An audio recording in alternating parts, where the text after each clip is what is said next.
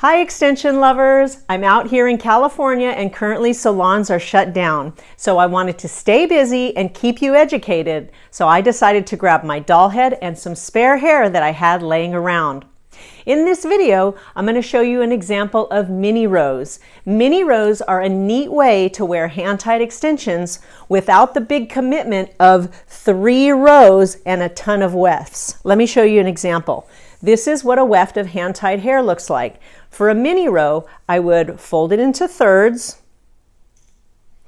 and then sew it onto your natural hair so that you're just wearing those 2 sections of hair on each side. It's a really neat way to wear habit extensions, and I'll show you in this video. Also, be sure to stick around at the end, and I'm going to show you how you can combine the 2 with a main row towards the bottom and then a mini row on each side. That's why I love hand-tied extensions. The possibilities and the customization results are endless. Let's go check it out.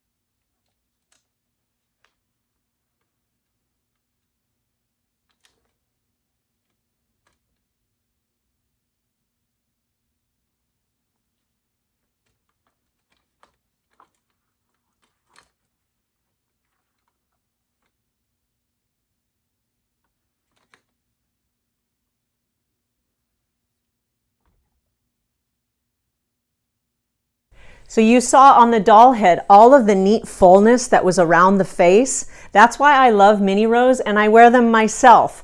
It's a neat way to give fullness around the face, hair where you need it most.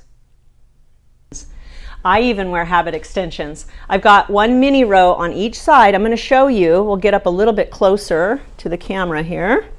And this is what the weft looks like. Now you'll notice that I'm grown out about 8 to 10 weeks here, and I need them re-sewn. So this is what it looks like from the bottom. I like them better than any other extension method because they're the least damaging and they make my hair a little bit fuller and a little bit longer.